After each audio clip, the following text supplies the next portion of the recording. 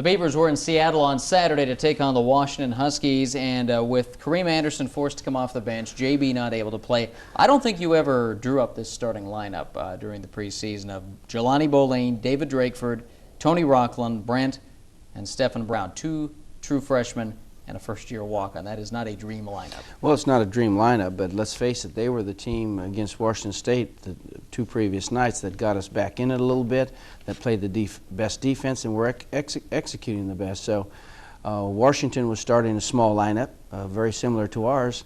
So I had the option of going several ways with bigger people, Kareem, what have you, and I just decided to go with a smaller lineup.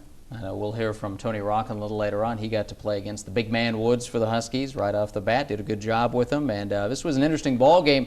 The Beavers came out very strong. Let's pick it up from Heck Ed, Bob Bender's Husky gang, trying to put it together here late in the year. They beat the Cats up there, so they got that going for them, and they were looking for another home victory. But early on, off the inbounds pass, Stephen Brown goes to the hoop, draws the foul, and early on, making things happen well. Block shot. Brent takes the ball away. This leads to a layup at the other end. Well, we did a lot of fine things in this game, actually, and we played hard right down to the end. We were pressing. We were coming up with steals. Our main problem was we shot 19 for 55. And when you're on the road against a team that is trying to get out of the cellar and push us there, and you shoot that badly, you're going to be in trouble. Old Dietrichson hit some big three-pointers in this game. This got them going early on as the Huskies came back to take a lead, but he hit them just at the right time. Well, we were in a zone, a 2-3 zone, and we were supposed to know exactly where their shooters are, and they brought him off the bench just for that, and all of a sudden he hits 3 threes in a row. Dave Brown, and as you saw on the break, had the career high. Got inside, even hit one from outside. Well, David had a good game for us, and that's the reason why he played. I call it earning minutes, and when you're playing well and you're working hard and you're doing the things defensively, I don't try to substitute by favoritism. And David had a good game. We started in the second half because of it. He earned some time because he was playing well. Talk about the shooting, and you get down to the end of the first half. Last 4 minutes were a real struggle on offense. Huskies managed to run off a few points. They were struggling too. At the break, it was 30-19. And we get into the second half, and you get a good start out of Steph and out of Tony Rockland back-to-back, and this forced Bender to, he substituted a whole new lineup at this point. Well, the essence of good offense is passing, and Jelani, the little guy that just got number 20, that just gave us the assist to Rockland, does a good job of that. There's another nice shot by Brown, but a feed from Brent from the perimeter. And now Brent with his weekly highlight for the show. Jams, draws the foul, gets to the line, keeping it a 10-point game up to this point. And then right after this, you get the timeout, and this is where Washington pulls away. Well, we get a charge, we get a technical, and we get a fifth foul on Brown, and we can't afford to lose him really because they got bigger guys in the game. We don't have Jerron Brown playing, so all of a sudden things turn sour. And that's one of those things you got to remember with David. Fouls out of the game on a technical, and now that counts as one of your personal fouls too. It's not a good spot for him to be out of there, and from that point on, the Huskies put it away 62-49 the final. Look at the numbers from this one, and the shooting percentage is the thing that jumps out at you. There were opportunities, but you got to put the ball in the hole. Well, they even rounded off the number because it was 34 something, and it ends up 35. I'm trying to make it look a little better, a little better. Yeah, right. As you saw individually, Steph had 15 points, David with the career high, and Marcus Woods ends up 14 points and a big 13 rebounds inside. Great win for the Huskies, and obviously you never like a team like that to push into the basement. Well, you know, they've played some good basketball. They beat Arizona. They took UCLA to the wire. They beat SC on the road. They've been playing good basketball. Oregon gave them a bad blow when they upset them supposedly at Washington by 15. So, you know, we hold them to 62 points. And really the way we've been playing, if you hold a team to 62, you're going to get a win. But we can't come up with big shots ourselves. We have plenty of shots, as I see it from my advantage point, but they don't go down. That's not good shooting, 19 for 55 for the team we have and the shots we were getting. I know coming up these next couple of weeks, you wanted to get these rematches with UCLA and Arizona down the stretch, and is this team still looking forward to these, especially this week with Arizona? Well, we're a good practice team. We had a good practice today. If we had ever played like we practiced, we would be able to beat somebody. But it seems like we get in front of fans or something, and we get, I don't know, call it the jitters. I don't know what we call it. We just don't play as well in games as we do in practice, and that's a phenomena that I'll never understand with this team. Well, we got more about Arizona State to come later in the show, but up next, our feature player of the week. Actually, it's a bunch of players. We're going to talk about the entire walk-on squad this year, and we're going to meet Tony Rocklin in person when the Jimmy Anderson Show continues.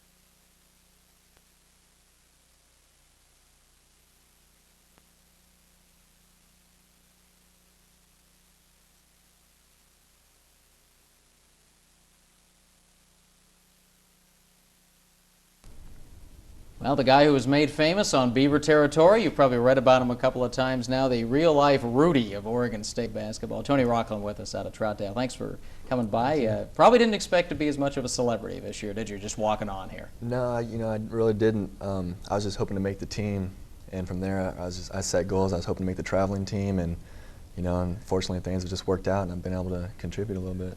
I mean, that's got to be the real bonus, is that you are playing, and certainly he's contributed this year. Well, the thing that's amazing about Tony, he's a fifth-year senior, and the team picked him. I didn't get to pick him. I didn't even know of his whereabouts, to be honest with you, other than the fact he came to the office and said he'd like to give it a try. And we try to accommodate people that are in our student body that are Oregon people. And he went out there, and our players came and said, hey, we better give this guy a look, because he's holding his own in practice. So I would like to say I was the talent scout in this walk-on situation, but it was the team. That's right. It was, I guess, Charlie McKinney, a departed player who saw you playing at Dixon Rec Center over the years. And you only played, what, 1 year of high school ball before this year? I played 1 year of varsity, and as soon as I got to Oregon State, I played, after classes from 1 to 5, and lifted weights, and just that's all I did. I pretty much concentrated on Dixon more than I did school, and I played with the players a lot. During spring they'd come down and play, and I played with Charles and Dave Brown and Brandon when he got here, and they just encouraged me, why don't you try to walk on or do this and come over and during the spring and play at Gill with them and stuff. And so I did all these things, and Charles just told me, if you're looking for a good experience, you may not play, walk-ons usually don't play. He was telling me, and he was, but give it a shot, because if you don't, you'll regret it the rest of your life. But now, I mean, to start, I mean, you started early. You had one early start back in December, too. Yeah, I was pretty nervous, starting, because honestly, I never thought I'd play. Just wanted to, contribute in practice, and then to get a start was pretty amazing. It was like a dream. So, I just want to come out and do good things for the team. Tony is not the only walk-on this year. There's a total of 6 on this team. And let's take a look at the rest of them now. Of course, Tony out of the, and I love to say this, the now defunct Columbia High School. It's sort of like Dave Craig, the quarterback from Milton College. But let's take a look at all 5 of these guys from this year. Tony from Columbia High out in Troutdale. And again, he's had some serious minutes this year. 8 points against the Ducks was his season high. He's had 2 starts this year. Got to start against the Huskies and went up against big Mr. Woods this past weekend. Also some good minutes against the Cougars. Yeah. And not just a scorer and a rebounder, but he can dish the ball. Now this guy is a recent addition coming up. Justin Moore off the football team.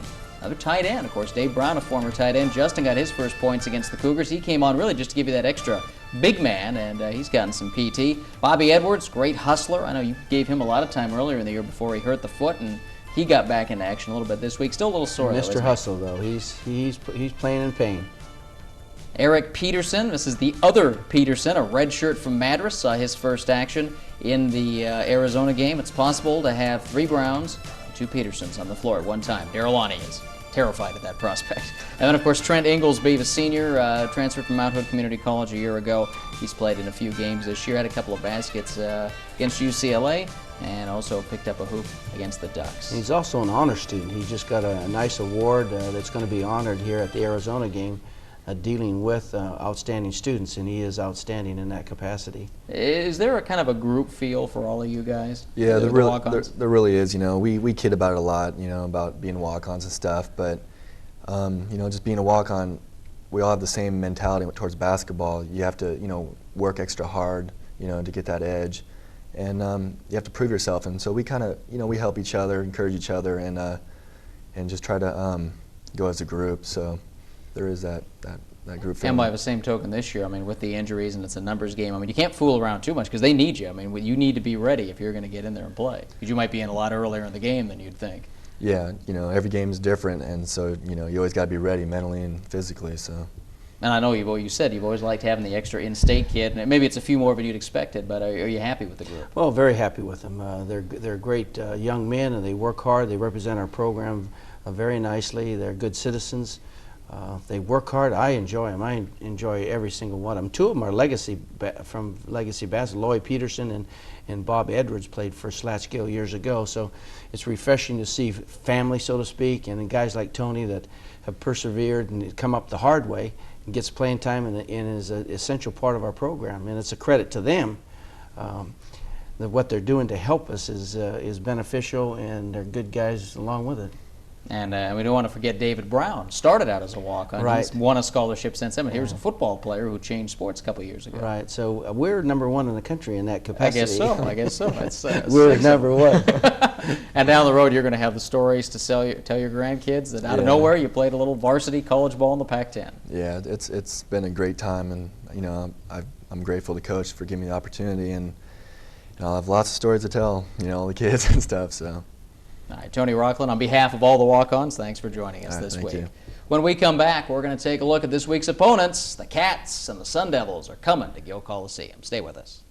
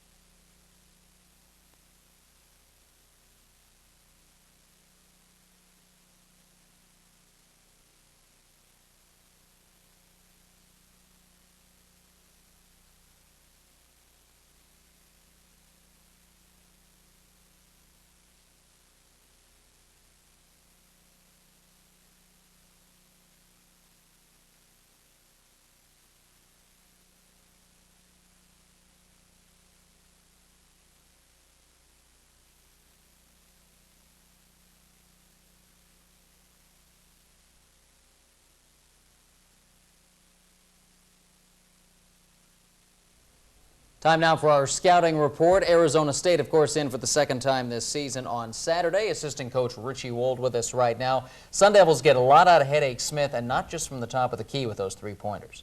Well, Arizona State really likes to push the ball after a made basket or a missed basket, and I've titled it their early offense.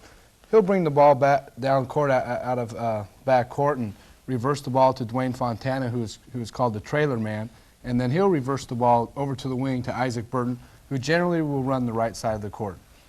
After this takes place, Headache is going to cut through the lane using a high pick from Mario Bennett, and they'll try to get the ball in the low block. If that's not available, Fontana and Mario Bennett will set a double pick, and it may be staggered depending on the situation, or a double pick for Ron Riley, who comes off looking for the jump shot. In our first scene that you see against Oregon State, Ron Riley comes off and gets a jumper. In the second scene, Headache Smith is going to come off, and he's actually going to get the ball in the low block and score. Arizona State, tough weekend at home. They dropped 2 games last week, and now they are in serious danger of missing postseason. They're still a good NIT candidate, but they've got to win a couple of games this week up here in the Valley. The Wildcats, though, probably playing the best basketball in the Pac-10 right now. They've gone up to number 9 in the rankings, ahead of UCLA after that big home victory against the Bruins this weekend. And, of course, who predicted it? The coach right here. You like those Cats. Well, the Cats are playing extremely well right now. In fact, they had a surge early that they were playing great when they beat Michigan and some other ranked teams, and they had a little down period, and now they're on the numbers right now. They are the team to beat in our conference. Damon Stoudemire, Khalid Reeves. I think you put them together, that might be the National Player of the Year. And just the way Damon runs the team. I mean, a lot of what Reeves does is from Damon getting him the ball. Damon's really having the season. Well, he's having a great season, but against us, Reeves is the man. I mean, the stats that he's going to figure out against Oregon State are going to be phenomenal. Probably the player, maybe in all-time history, that have had his best games against Oregon State. He had 35, of course, in the first meeting down in Tucson, and I think in less than 35 minutes. He was on fire. Well, yeah, that's about right. Darn close. But last year he had great numbers, That's too. right. And every year he's having great numbers against us. Now, I know you went down there the first time against Arizona and wanted to dictate the pace. They didn't let you do that. Is this still a team you can slow down and jar out of what they're doing? Well, you can, but you can't turn the ball over, and you have to make some of your shots. I mean, you can't shoot 35 to 40% and think that they're not going to get those rebounds and attack you quickly. So you have to hit a high percentage. Your turnovers have to be very minimum, and you have to take care of the offensive backboards. If you do those 3, you have a chance in Corvallis. And there has to be some pride too. I mean, you don't want to be you want it to be said that you're 44 points worse than anybody else in the conference. Is that kind of a challenge for this team too? Well, the points isn't an issue. We go into every game, believe it or not, even at our record at this point, and think that we have a good game plan and we're going to win. We have never gone in thinking and being depressed that we don't have a chance. So if we do the things right, the margin for error is very minimal. So we have to play excellent basketball. But if we do, the pressure builds on them because they cannot lose anymore because they want to win the conference also. And they're still behind UCLA by a game. And so all of a sudden, they have to have some help, somebody to beat UCLA. They can't lose on the road. They can't lose to us. If we keep it close and the pressure builds, who knows? We're going to take a look at the standings here quickly as we get down to the final 3 weeks of the season. Again, UCLA still has that edge. That loss to the Huskies really hurts the Cats. Maybe they get some help from Cal or Stanford this week, but it's still UCLA with a whip. There's 2 teams in. Cal probably has gotten in. That win over Cincinnati didn't hurt them on TV. Now the question is, who is the 4th team? Will there be a 4th team? Who's got the best shot? I'm not sure there's going to be a 4th team unless one of those middle teams just wins like the rest of their games. There's 6 games left unless there's 5, but I'm not sure how the natural rival game is going right now, but it's a situation that can go either way. I have a feeling it's maybe 3 NIT teams. Yeah, it could be because it's that overall record that gets you. That's what's Right. getting the Sun Devils in trouble. That's what will get Stanford in trouble. And the Cougars, even though they have the wins, it was a soft early schedule. They've got to almost beat everybody down the stretch. Right. It's a situation where the power rating is going to be important in how you finish, especially I think on the road. If some of those teams can win big on the road, that's going to help them. Arizona State this week. We'll be right back here next week to talk about it on the Jimmy Anderson Show. Good day.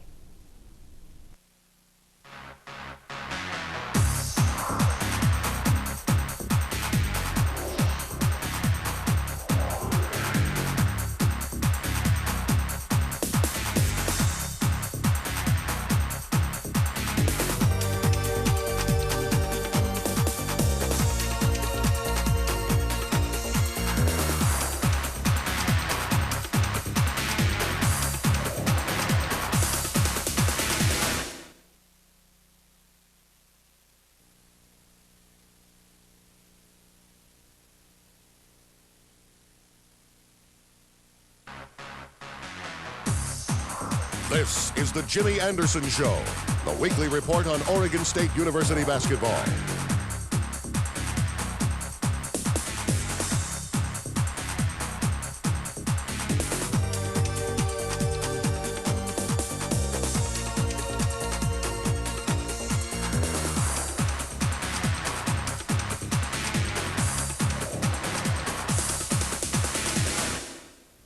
Hi, everybody. I'm Bob Akamian, along with the coach. Welcome to the Jimmy Anderson Show, where we talk Oregon State and Pac-10 basketball every week. Getting out of that last road trip of the year this week as you head for the Bay Area, and I know that's always special with your seniors, a chance to get out on the road one last time, and an interesting time to go to the Bay Area with Cal and Stanford both fighting for some postseason position.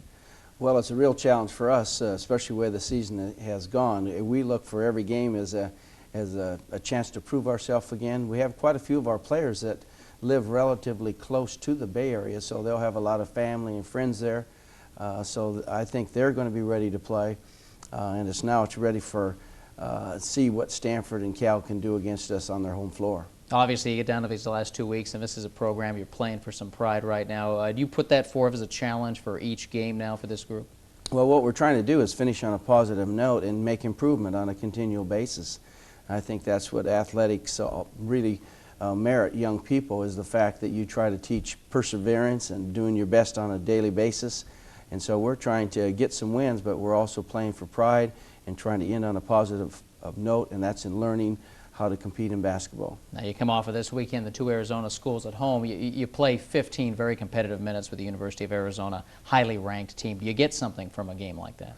Well, you get something from it, and it's basically positive feedback that if you do the right things through a long, sustained period of time, you have a chance to be ahead and make it very difficult for them. And as I perceive it, that if we could have kept our lead going into the second half, the pressure would have built on them more so than us, because they needed that game to stay in first in the conference race and to get a higher seed when it comes to go to the NCAA.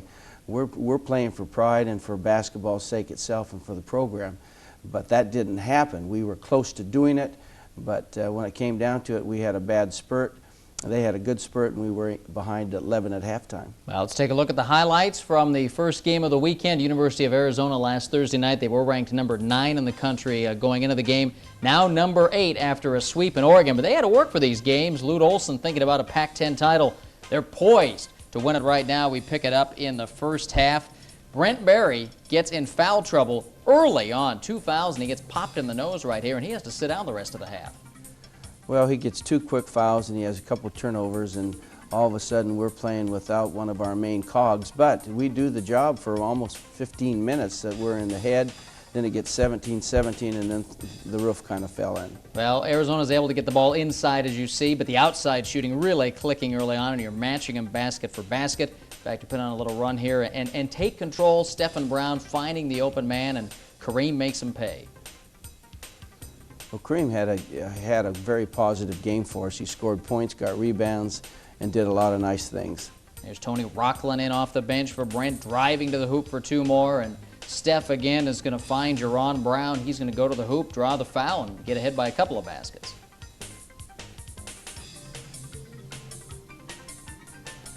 Well, we were very ready for this game, and I think our game plan was sound, and we made some very fine maneuvers, such as this one here.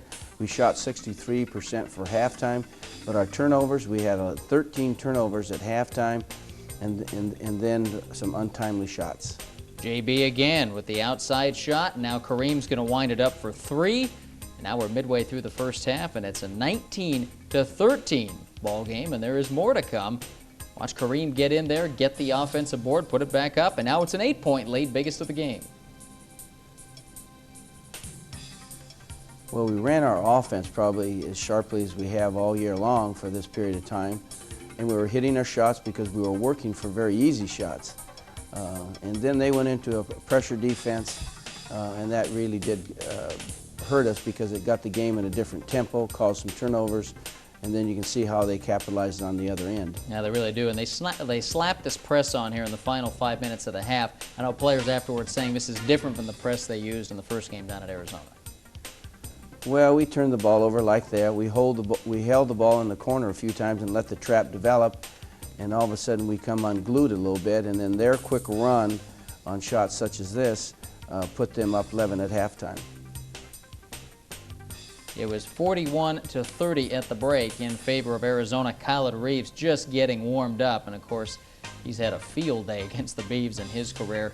When you see that number 3 coming, you know there's trouble. Steph Brown gets a 3-point play just before the half. It is 41-30 at the break, and they just kept on pressuring in the early stages of the second half, and by the 15-minute mark, they've got a 33-6 run going, and that pressure has taken the game away.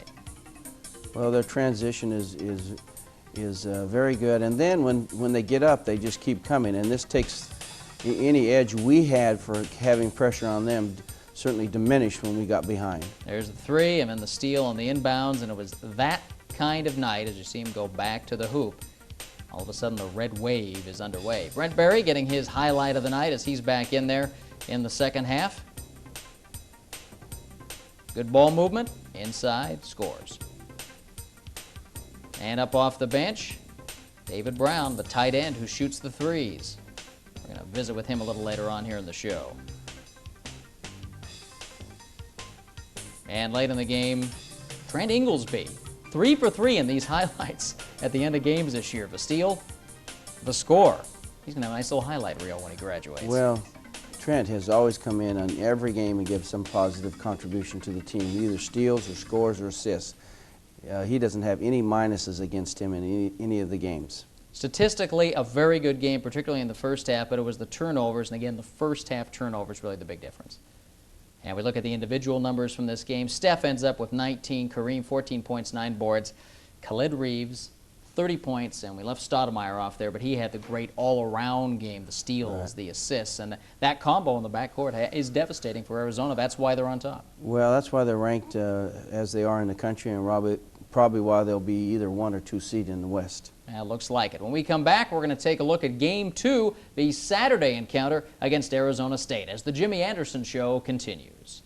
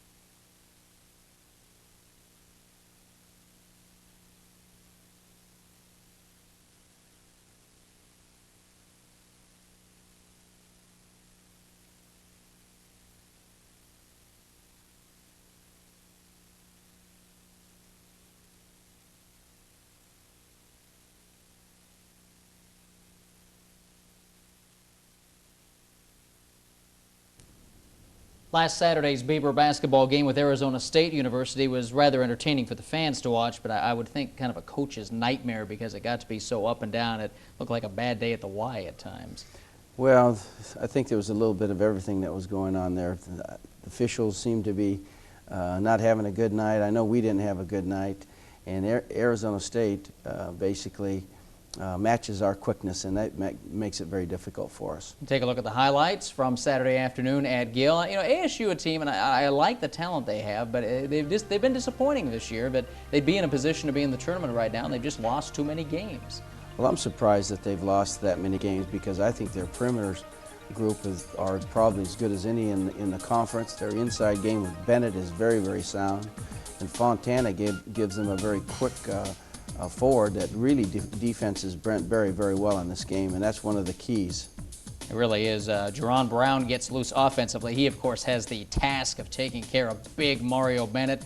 No doubt the best big man in the league this year, and it was tough early on. Bennett got going early, and that really keyed them. They didn't get the outside shooting they usually do, but they didn't need it. No, his shooting has been fantastic. For the 2 games this year, he's been 19 for 22. And for Bennett, he's so strong inside that he's getting a lot of lay-ins, and that's why his percentage is so high. See if a good guard play. Berry scoring off the turnover. David Drakeford coming up with the steal. Now Steven Smith proving he's not just a three-point shooter. He's going to find Bennett for 2 more. Well, when you're late getting back, and that's one of our problems, is that our pickup, our defense at the end, sometimes it doesn't go from the basket out, and all of a sudden the big guys get loose. And Arizona State busts it open after a 17-17 tie, and they do it by getting it inside. There he is. Some very rough work under the boards. It's hard to decide who to put on him. You don't want to just try to muscle him all day long. Well, I think David Brown probably did as well as anybody defensing him because he's at least as strong as he is, maybe not as quick or has the long arms, but they pinpoint that pass and they work hard to get it in, and it's the hardest defense for any team is post defense. Good hustle by Stephen Brown, blocks the shot, then saves the play inbounds, and ASU tops the half, getting the three-pointer off the turnover. It's Burton, not Steven Smith. And at the break, it is 41-27 in favor of Arizona State. Getting to the second half of action and a little experiment, I guess. You bring the big man in to guard Bennett. Justin Moore, and for a minute there, this looked like Charles Barkley and Karl Malone going at it. Well, he was working us over pretty well, so we decided to have our big man kind of lean on him a little bit just to equalize and let him know how it feels. And there was no hard feelings. It was just a lot of physicalness going on. You could see the smiles out there. They were enjoying it. Yeah. Does it make Justin more of a novelty act? Would you use him again in the future in that kind of situation? Well, he can do some certain things. He can rebound and he does take up space. We probably have to go to more zones, etc. with him. He joined us late, as everyone knows, so he doesn't even really thoroughly know our offense. So he can help us in little spurts, but if you keep him on there too long, probably it's going to be not to our advantage. Is he somebody you'd want to have back next season? I don't. I think he needs to concentrate on football, to be honest with you. But he's been really a blessing because he gives us an extra body in practice, and he does some very fine things, and really a fine gentleman. And Justin will probably be starting, in fact, at tight end for the football team this year, coming out of spring drills. Here are the final numbers, and the offense didn't get going. The shooting numbers were bad all day long. That kept it. And also the turnovers, not that many, but they were early, and that set tempo for the game. Kareem, another nice night. He's come back well from the back problems. 20 points in this game. Brent has the all-around game. Steven Smith, a quiet 22. It was definitely Mario Bennett who was the difference. Right. Well, Steven Smith actually played better defensively. He hurt us defensively more so than he did offensively this time around. All right, that wraps up the weekend with the Arizona schools. When we come back, we'll meet David Brown, our featured player of the week, and take a look inside OSU basketball as we visit with trainer Sandy Sandego.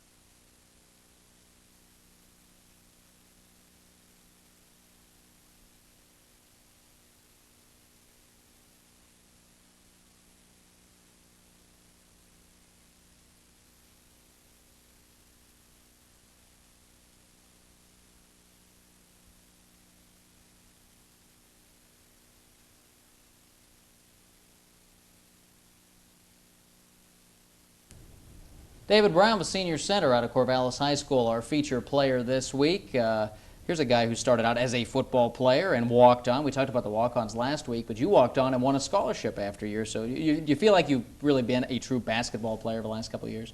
Yeah.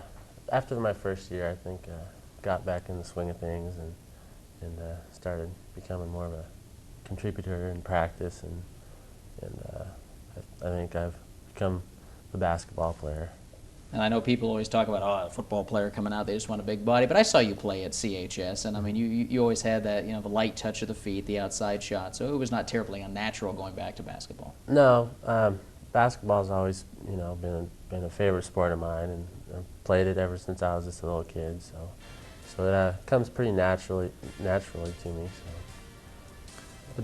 David has been a real plus for us because he can play two positions, plays the center and the power post, but his post defense has improved. It was, to me, kind of questionable because he funneled in behind people, and now he's fronting and he's keeping it away, and he's a good passer.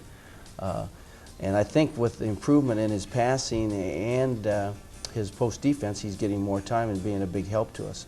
His shooting actually has not been that great. He's a better shooter than he really is showing right now. And when he shoots within the offense, he really drills them. Then every once in a while, he kind of slides away and miss one or two, and coach kicks him a little bit. But he's been a real plus for us. He works hard, and we're very fortunate to have him on the squad. You may notice the highlights. It was all three-pointers this past weekend. Would you be comfortable shooting the ball more? Is that one thing you'd add to your game? Oh yeah, I love to shoot the ball. He's not bashful. He's not bashful about shooting at all. Yeah. He doesn't get nervous when it comes time to looking at the hoop. But he's a good passer. He's a much better passer than he realizes, because with his ability to shoot, people have to come to him a little bit. And now if he can get that assist factor up for us a little bit, that'll be an immense help too. He's not a great jumper, but if he checks off the board, he's a good rebounder, and he's doing a better job there too. Talk about these last 2 weeks of the season. How do you want to end the career here? Just on a positive note, get things swinging for next year. I think these two weeks coming up are going to be real important for the younger guys. We have a lot of young guys on the team, and just to get them going on a positive note for the spring and summer, and really get going for next year. All right, Dave, thanks for stopping in with us. It's time now to take a look inside the Oregon State basketball program. We're going to chat with trainer Michael Sandego. Everybody knows him as Sandy. He's probably been the busiest man in Beaver basketball this year, taking care of all the injuries. Of the regular players who've been with the team since the start of the season, 15 out of 15 have gone down with some kind of injury. And in his own words now, Michael Sandego tells us about his very busy year. We see them not only in their physical down, but when they're mentally down also. And so we become very, very close to them. We experience their pains, and as a result, we get to experience their joys also. And that can't help but bring you in a little bit closer than to say, well, I'm the trainer, and I'm going to either tape you or treat you, and then you're going to go off on your own and be that way. I don't think it can work that way, particularly in a close group like a basketball team. Have you been rubbed down yet on your shoulders? Do you want to get rubbed down? Before you go up and shoot or after? You did your legs already? Okay. Okay, then After you come down, if we need some more, we'll do it during meetings. Is there anyone of his team who's escaped unscathed other than bumps and bruises this year? no. Very, very, very simply, very honestly. No, Trent Inglesby, I think, was the last to go down when he sprained his ankle just prior to the Fresno State game. What our injuries have presented this year is a far more structured schedule for what we're trying to accomplish. Where before I may be taking care of one, possibly two athletes at a time, I'm taking care of 7, 10, even upwards of 12 to 15 at any one point in time.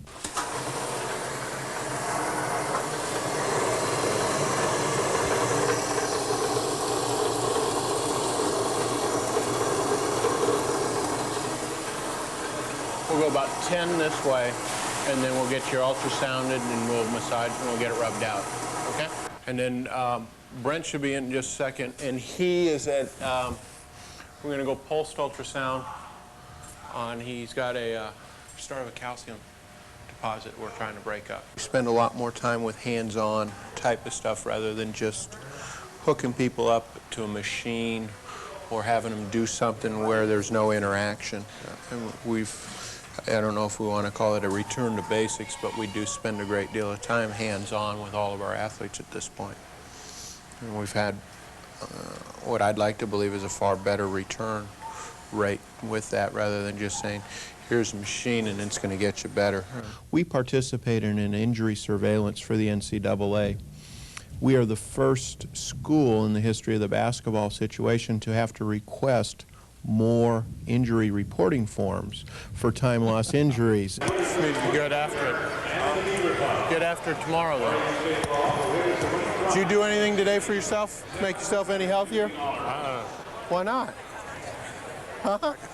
There are those that have sympathy for you and know that you're not any poorer of an athletic trainer because people get hurt, because you are working a whole lot harder for the same amount. So we'll get through that, and I would just looking forward to having a much better time with it next year. Yeah, if anybody's had to work hard this year, it's been that gentleman. He's been with this program so long. I mean, he's almost, I guess, another coach, a parent in some respects. A little bit of everything. Well, you get right down to grassroots when you're in the basement, and you know, you talk about time and a half. Well, his is double time because he's had twice to maybe 3 times as many injuries to work on during the year and at specific points in our season. It's been almost amazing. You know, Murphy's Law, if somebody's going to get hurt, they're all going to get hurt, and they've all been hurt. I think Murphy's got a locker, in fact, down there now, doesn't he? Yeah, I think he does, and we're going to try to fire him for next year. Well, that's a good idea. All right, when we come back, we're going to take a look at the final road trip of the year. Cal, Stanford, down there, going to be tough. We'll be back.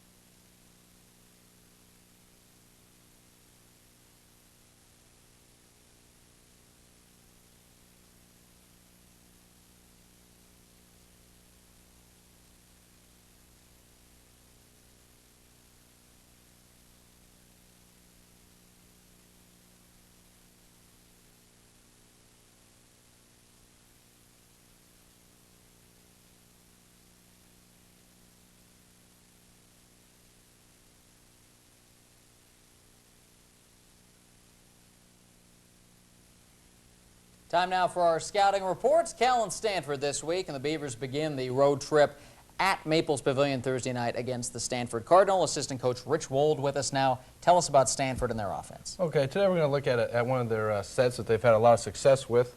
We've entitled it Zipper, and on the right-hand side here, if you notice, we'll look at some of the options they like to do. First of all, Brevin Knight, who's very effective with dribble penetration. He has the first option of taking it either going with the left or with the right. In this case, he's going to go to the right. If he can take it into the lane and create for his teammates. After he brings it over to the right, Morgan will screen down, and they'll look to get into the low post right away, if possible, to Morgan. If that's not available, then they can kick it back out to Cross. in the scene that you'll look at, Cross then reverses the ball to Williams, who's getting a pick from Popick, and he can dump it inside if that's available or look for his jumper. After that, they go into 3 out, 2 in. They like to get the ball in low or let Knight go one-on-one with dribble penetration. Stanford, maybe the Cinderella of the conference. Can they make it to the big party? They got to win games down the stretch, but they're getting great balance right now. 4 players in double figures, 3 players averaging over 5 rebounds per game, and Brevin Knight. Huge difference. You know all about California. They lost that game down at Southern Cal, but they're probably playing the second best basketball in the league right now, behind the University of Arizona. And the big win, of course, last week was the Thursday night game at UCLA. And Cal is capable of coming out and taking command of a game, and they did it here with Kidd and Murray. Talk about Jason Kidd so much. Lamont Murray, really one of the truly great big men in this league because he's so active. He comes at you from the outside and the inside. Well, they're kind of like the bread and the butter. You can't really enjoy one without the other. And their stats are just exceptional. Murray probably doesn't get as much credit as Kidd because Kidd is the marquee name, and nationally he's known, and he's probably going to go into the draft as an underclassman, and I'm sure everybody predicts that he'll be a great professional. Now that's kind of the intrigue right now. Kidd, from what the pro scouts say, they say Kidd is ready. Murray, although he's a good body and it's a bad year for big men, will probably benefit from one more year in college. Well, he would be the marquee man next year, and maybe by that he could get better stats and probably maybe go into the draft the following year. However, I was disappointed that they lost to USC because I thought it would be real interesting for our league to have UCLA, Arizona, and Cal tied to see the last 4 games that are going to be coming up to just see who is the tough team and who's going to surface as the league championship. Right now, I believe Arizona is going to win the conference championship. Now we look at the standings now with 2 weeks to go, and the Cats are back in the driver's seat. They took care of business up here on the road.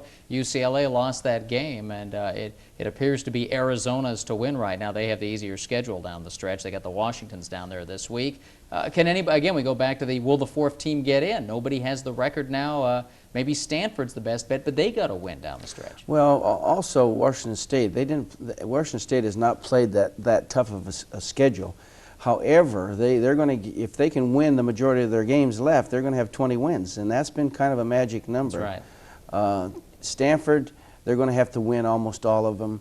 I predict there'll be 3 teams that go to the NCAA and 3 that'll go into the NIT. That sounds right. Quickly, while we have a few seconds, I know you were happy to see the reunion of the '63 Final Four team this past weekend. Well, anytime you make it to the Final Four, that's the real dance floor, so to speak. And we had a great time afterwards at a banquet for them, a dinner, and it was great to see all these great athletes return. And if you look on that team, you have Terry Baker, Heisman Trophy winner. You have Steve Pauley, national decathlon champ, so great players. And of course, I'm sure somewhere Slats was smiling watching y'all have fun. Oh, for sure. We'll be back next week with another edition of The Jimmy Anderson Show.